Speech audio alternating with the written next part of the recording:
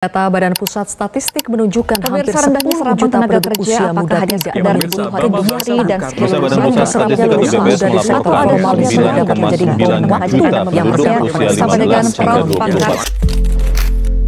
Kalian pasti udah pada dengar berita tadi. Sebelum kita bahas kenapa hal itu bisa terjadi, kita bahas dulu bagaimana fakta yang melekat pada Gen Z itu sendiri, yang sering dibilang generasi paling cengeng, paling males, paling gak bisa kerja, dan beberapa isu lainnya yang melengkapi identitas para Gen Z.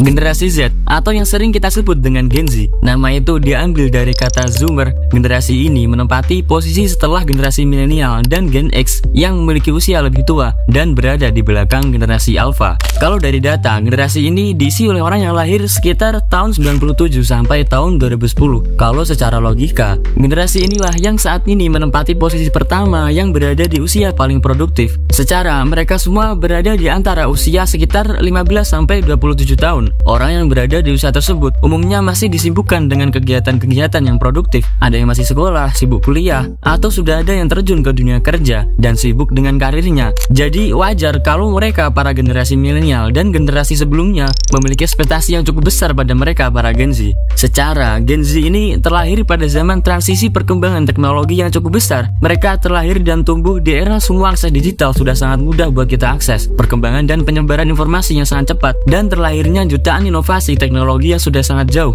Pemerintah kita juga menaruh harapan yang begitu besar pada mereka. Mungkin lo semua udah pada tahu gagasan Indonesia Emas 2045. Pemerintah kita sadar atas potensi besar yang kita miliki sekarang, yaitu populasi kita didominasi oleh para Gen Z yang sangat besar, dan mereka lah yang akan menggantikan dan memegang sepenuhnya atas nasib bangsa kita pada era nanti. Tapi emang beneran bisa diandelin? Soal itu gak bakal gua bahas di sini. Video ini akan terlalu panjang kalau gua menyertakan pembahasan tersebut. Mungkin setelah video ini, gue akan bahas secara khusus nasib Indonesia Emas 2045. Either way, dari semua fakta tadi, kenapa hal ini masih bisa terjadi? Siapa dan bagaimana sebenarnya kehidupan para Gen Z?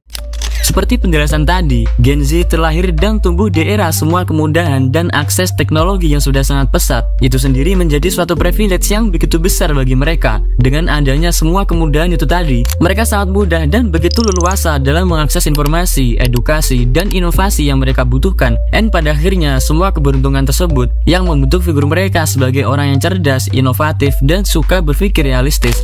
Tapi, selain semua itu bisa menjadi faktor pertumbuhan mereka, semua kemudahan itulah yang juga membentuk mereka sebagai generasi yang dinilai paling malas. Tapi menurut gua itu wajar. Dengan background semua itu tadi, mereka ini terbentuk sebagai figur yang serba instan. Ketika mereka berada di posisi yang mengharuskan mereka untuk hard work and hard think, mereka malah mencari jalan pintas yang bisa memudahkan pekerjaan mereka. Maka dari itu, ketika kita membandingkan antara Gen Z dan mereka para generasi sebelumnya, terjadi perbedaan dan kontras yang sangat mencolok, seperti cara bekerja, loyalitas dalam dunia kerja, dan cara memecahkan masalah. Mereka generasi yang lebih tua sudah dibiasakan dengan kerja keras, kerja di bawah tekanan, dan sudah terbiasa dengan yang namanya proses. Sebaliknya, mereka para Gen Z sangat jauh dari fakta tersebut. Para Gen Z terkesan memiliki sifat yang semua serba instan, sangat anti dengan lingkungan kerja toksik, dan cenderung mengutamakan kesehatan mental. Maka dari itu, sangat sering terjadi argumen dan salah pendapat antara Gen Z dan generasi sebelumnya. Ngomong-ngomong soal mental, Gen Z inilah yang paling depan dalam menyuarakan kesehatan mental dalam hal apapun, terutama dalam dunia pekerjaan, dan akhirnya terlahirlah konsep work-life balance, suatu konsep yang mengutamakan keseimbangan pekerjaan dan kesehatan mental yang menurut para Gen Z sangat berpengaruh dalam kehidupan mereka. Mereka para Gen Z sangat mengutamakan mental health yang menurut mereka harus diutamakan dalam lingkungan pekerjaan.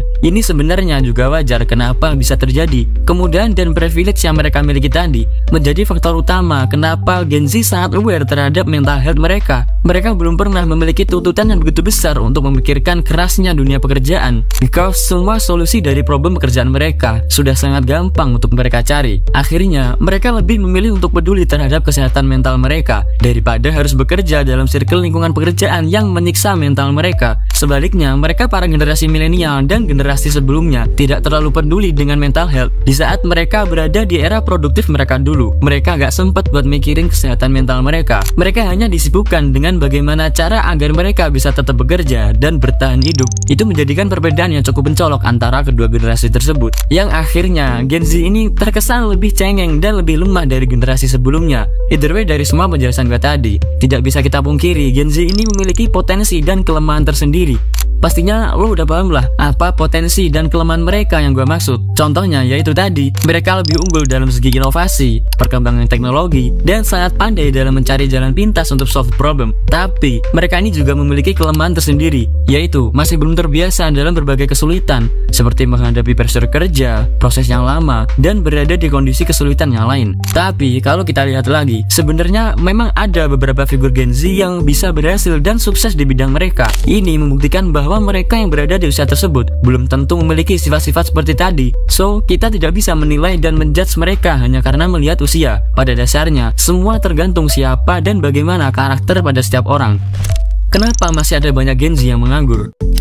Kalau kita lihat dari data, ada sekitar 10 juta Gen Z yang berada di posisi needs, not employment, education, and training, yang artinya mereka semua ada di dalam kondisi tidak bekerja, sekolah, pelatihan, atau yang bisa kita sebut dengan nganggur. Jumlah yang diambil dari data tersebut, lulusan SMK dan SMA lah yang mengambil posisi terbesar dalam persentase tadi. Di posisi sekarang, mereka semua sedang mencari kerja, ada yang gap year, dan ada yang memang sengaja menganggur. Sebenarnya ini membuktikan bahwa lulusan SMA dan SMK kita sekarang sudah sangat tidak relevan untuk modal mencari pekerjaan. Yang menjadi sorotan gua di sini yaitu lulusan SMK. Sekolah menengah kejuruan memang disetting untuk bisa menghasilkan lulusan yang siap kerja. Itu sudah bukan rahasia umum. Pada dasarnya mereka yang masuk ke SMK memang memiliki niatan dan harapan yang besar agar setelah lulus sekolah mereka dapat modal pengalaman yang cukup untuk mencari pekerjaan. Tapi faktanya sekarang, kenapa setiap lowongan pekerjaan yang negeri maupun swasta rata-rata disertai syarat minimal sarjana? Lah, lulusan SMK ini harus kemana? Kalau menurut gua, mereka ini para lulusan SMK sangat dirugikan dengan adanya kondisi tersebut. Secara ijazah SMK itu sangat sulit untuk modal masuk perguruan tinggi, terutama universitas negeri. Tidak seperti ijazah SMA,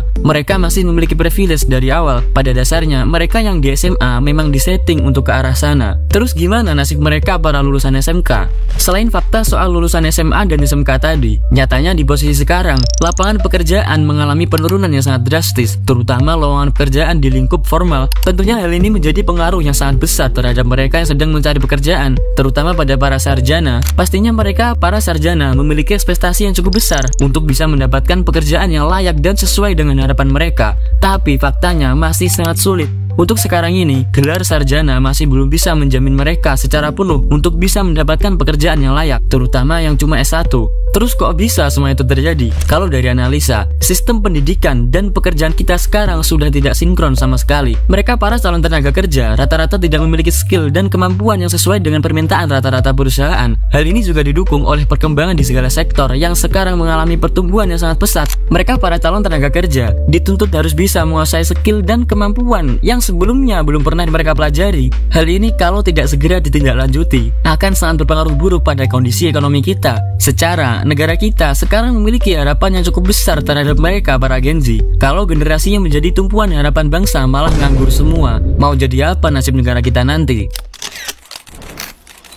Terlepas dari semua kontroversi tadi, memang harus ada perubahan yang segera dilakukan. Selain dari faktor pendidikan dan lapangan pekerjaan kita sekarang, alangkah lebih baiknya lo semua para Gen Z harus siap dan mau grow di era kesulitan ini. Jangan hanya bertumbuh harapan pada pemerintah dan industri lapangan pekerjaan, atau malah lo mau berdiri sendiri, menjadi solopreneur tanpa bergantung pada lowongan pekerjaan di luar sana. Faktanya sekarang udah banyak anak muda yang berhasil mendirikan usahanya sendiri dan terbukti berhasil. Semua itu tergantung tekad dan kemampuan lo. Semoga dari video ini bisa memberikan insight dan pengetahuan yang bermanfaat pada lo semua. Thank you banget buat kalian yang sudah mau nonton sampai akhir. Jangan lupa terus ikuti perkembangan channel ini agar lo bisa dapat terus insight yang gue bagiin. Jangan lupa like and share video ini. Komen apapun tentang pembahasan tadi, kita bahas bareng di situ.